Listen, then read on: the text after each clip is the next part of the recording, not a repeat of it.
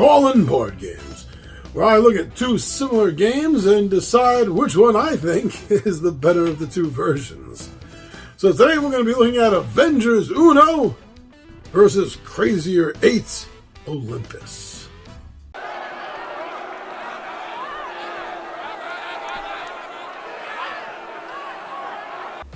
Now, Avengers Uno and Crazier 8s, I'm putting these two again. Now, there's a lot of different Crazy 8s games. I'm going for Olympus because that seems like the most superhero of the Crazy 8 games that they have. So the first thing we're going to look at is, let's take a look at the packaging, the boxes, the duck boxes that these card games come with.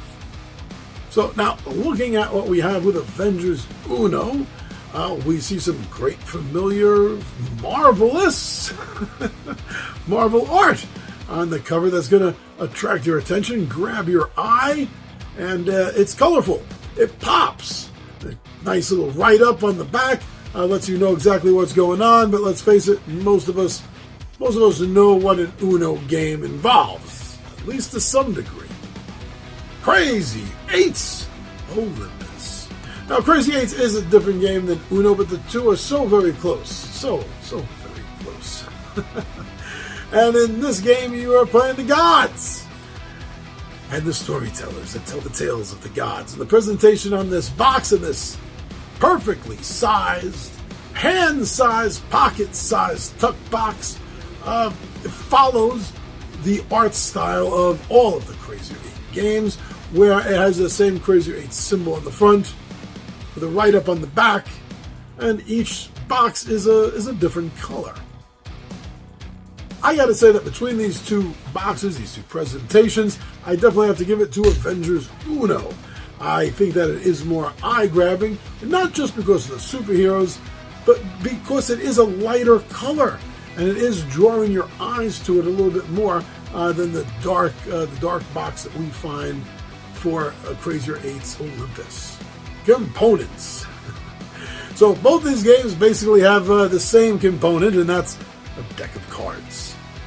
Now, the decks themselves are well made. I gotta say that both of these are probably equal when it comes to craftsmanship, how they feel, how they're gonna hold up, which brings us down to the only other thing that matters on a card, and that's what you're looking at on that card. In this case, the art.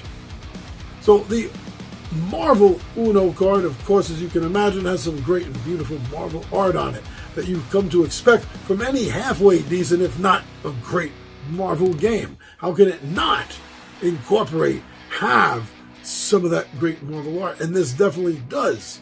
It does have that, as you would expect. Crazier 8's Olympus. Crazier 8 deck games have a style of their own. They encapsulate a sort of medieval tapestry style to everything that they put on a card. And I have said this in every review, every time I have had to talk about a Crazier 8's game, regardless of which one in the series it is, probably the most beautiful cards art that I have ever seen in a game. It's every time I look at a Crazy 8's game, regardless of which one, I feel like I've just walked through a medieval museum. I have to say that between these two games, I'm going to have to give this to Crazier 8's Olympus. Rules.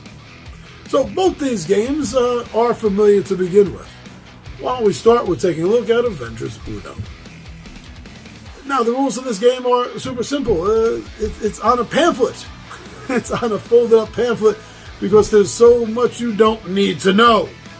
The game's rules are very simple and straightforward about trying to discard cards while they keep coming into your hands for one reason or another.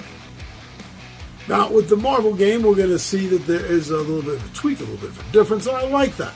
They didn't just put the new art on it, the Marvel art on it, and on some Uno decks and say that was it. They did make some of the effects a little specific for this game, and I appreciate that they did that. Crazier 8's Olympus. Again, this is a commonly known game. You're trying to get your cards out of your hand, and because of cards that are drawn or most likely usually played by other players, you keep getting your hand filled with cards before you get a chance to get rid of them. So, yes, both these games do have very similar rules because Crazy 8s and Uno themselves both have very, very similar rules between them. Now, each of the Crazier 8s game has a little something, a little tweak to make it different, make it its own self from the other games. And in this one, they added something unique, and that's that all the ace cards are actually deities, the gods themselves of Olympus. And therefore, these cards cannot be destroyed. Because there's nothing that a mortal man in ancient Greece can do to the gods. Maybe alliances can be switched, but they can never be taken out of play once they're put in play. They're too powerful for that. And that's a really big difference. Now, looking at the two of these, I gotta say, I find them too similar and both of them too fun in their little tweaked differences. I'm gonna have to give this, I'm giving this a push. Setup and assembly. Marvel Uno. Basically, you're taking the deck out, you're shuffling it, you're dealing out hands, and then you're flipping over the top card to start the discard pile so everyone knows what to start chasing. That's it. Crazier 8's Olympus. You're shuffling the cards, dealing hands out to the players, turning over the top card of the deck to create a discard pile so everyone knows what card suit they're chasing. This is getting a push. Overall fun. Marvel Uno. Uno, a game played since childhood, known by most, if not many. Marvel, loved since childhood, known by most, if not many.